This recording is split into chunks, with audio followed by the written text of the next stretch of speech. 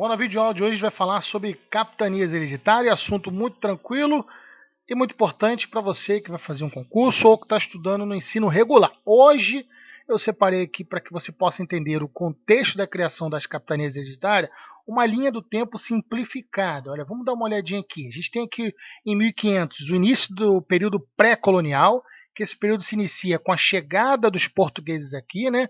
O que ele tem de interessante e de importante para a gente começar a compreender? A primeira coisa que a gente tem que entender é que quando Portugal chega na sua nova colônia, que é aqui o Brasil, ela não tem interesse de colonizar. Por quê? Porque isso é muito caro. Há uma necessidade de grandes investimentos para você iniciar uma colonização em uma nova colônia, ainda mais aqui na América, no território recém-descoberto. Então, durante esses 30 anos aqui, ó, de 1500 até 1530, Portugal não colonizou o Brasil. Por isso que é conhecido como período pré-colonial. Mas por que ele não tinha iniciado esse processo de colonização? Simples, porque ele estava muito ligado e lucrando muito dinheiro com o comércio das especiarias vindo da Ásia.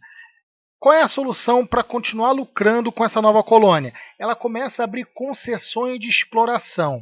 Obviamente que no início desse primeiro contato com a América, Portugal não consegue encontrar metais preciosos. Então a única forma de lucrar grana seria com a exploração do pau-brasil. Então, durante esses 30 anos, Portugal basicamente liberou concessões para empresários, ou seja, para nobres portugueses que tinham condições de investir dinheiro, vinha aqui explorar o pau-brasil e pagar uma certa porcentagem deste lucro.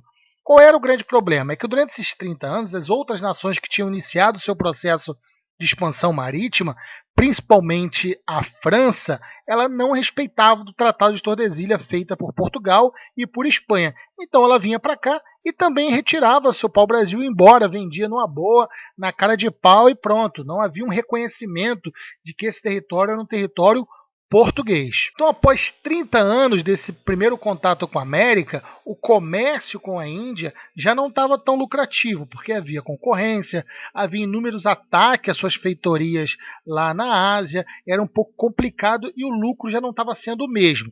E com medo de perder o seu território na América para os franceses, Portugal começa a iniciar um processo de colonização. E essa primeira tentativa de colonização ocorreu com a expedição colonizadora liderada por Martim Afonso de Souza, que ocorreu em 1530. Qual era o objetivo dessa expedição?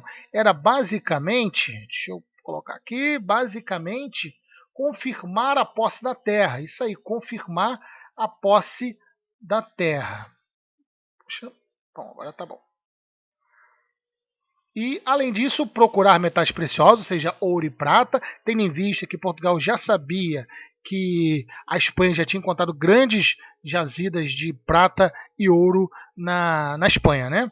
Distribuir terras, ou seja, distribuir seis marias, ele tinha que chegar aqui e distribuir grandes latifúndios para que ocorresse a plantação, o cultivo da cana-de-açúcar. E por que açúcar e não outro material? Porque além da açúcar ser de fácil cultivo aqui no país tropical, ela era muito bem aceita no comércio europeu, um produto raro, um produto caro.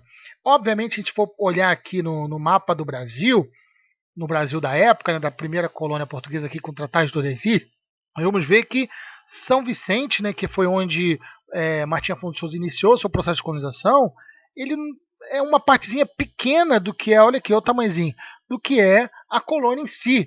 É óbvio que Martim Afonso de Souza não conseguiu colonizar todo esse território sozinho, ele não conseguiu distribuir toda essa terra, era muito custoso tomar conta de todo esse território, evitar que a nação francesa viesse aqui e explorasse o pau-brasil, criasse sua colônia, isso foi muito complicado para ele. Então esse primeiro processo de colonização não deu muito certo. Então a coroa portuguesa resolve implementar um método que ele já tinha testado outras vezes, nos Açores e na Ilha da Madeira, que era as capitanias hereditárias. O que é isso?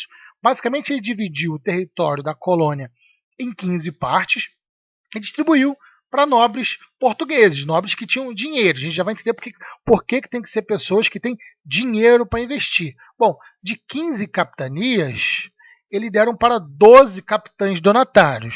E capitães donatários era o nome dado às pessoas que recebiam essas terras, essas novas terras. E por que elas deveriam ter grana? É bem simples, elas deveriam ter muita grana, porque elas iriam, quem iria bancar toda essa vinda para a Europa, essa defesa do território, esse início do processo de criar novo engenho, criar vila, seria quem? O próprio capitão donatário. A coroa portuguesa não investiu um centavo, ou seja, o cara tinha que ter muita grana para ser um capitão donatário. Bom, outra coisa interessante é que assim que eles ganhavam, eles recebiam a notícia que seria um capitão donatário, eles ganhavam 2 documentos. Uma era a carta de doação e a outra era a carta de foral. A carta de doação, basicamente, ela dizia o seguinte: olha, esse território ela ainda pertence à coroa portuguesa, mas ele vai ser gerido por você para o resto da sua vida. E você vai poder doá-lo para o seu filho mais velho, ou seja, será uma coisa hereditária. Por isso, do nome das capitanias hereditárias. Vamos ver que depois de 13 anos a coroa portuguesa vai revogar isso. As capitanias que seriam para sempre de posse daquele donatário, vai ver que não é bem assim, né? Ela vai revogar isso e vai criar posteriormente o governo geral. E a carta foral, ele dizia basicamente os direitos e os deveres do capitão donatário. Basicamente seria, ele teria que criar novas vilas, tudo com o seu custo, ele pagaria, distribuir terras, que é conhecido como Seis Marias. Que terra eram essas? Eram grandes posses de terra, que era dada a outras pessoas para que elas pudessem cultivar açúcar, principalmente açúcar. Outra coisa que ele também deveria arcar com o próprio bolso seria defender o território. Defender de quem? De invasões indígenas, isso mesmo. Os índios, havia índios que eles não eram, aceitavam bem a presença dos portugueses ali não. Então houve capitanias que foram simplesmente destruídas pelos indígenas. Procurar metais preciosos também era muito importante. A coroa portuguesa queria, porque queria encontrar metais preciosos, como a Espanha já tinha encontrado lá em Potosí. Mas a gente vai ver que isso vai demorar um pouco mais. E caso eles encontrassem o metal precioso, ele deveria coletar esse metal e pagar 1/5 à coroa portuguesa. Bom, a gente vê que esse projeto ele é um projeto bem difícil, né? Olha o tamanho de cada capitania. Tem capitania de mais de 400 quilômetros quadrados.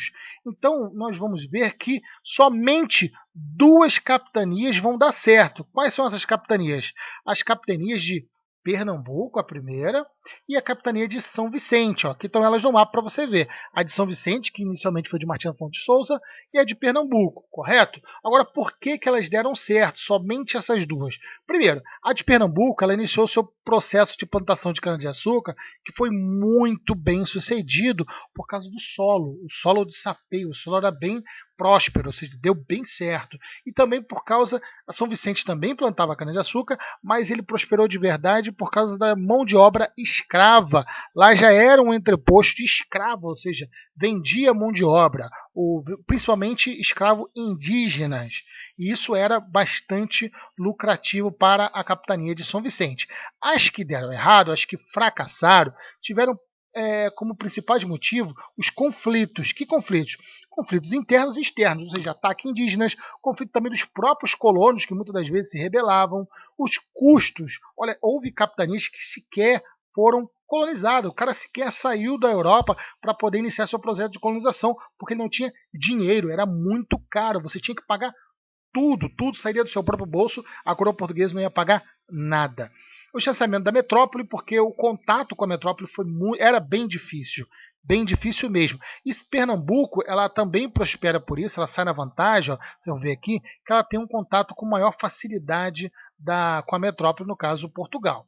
E a mão de obra escrava, que realmente era bem difícil. Lembrando que o início do período colonial, a gente tem basicamente a mão de obra escrava. Nesse caso, a mão de obra também africana, mas principalmente indígena. E era difícil para as outras capitanias conseguir essa mão de obra. Então a maioria delas fracassaram. Então vamos prestar atenção numa coisa aqui. Quais que deram certo? Pernambuco e São Vicente.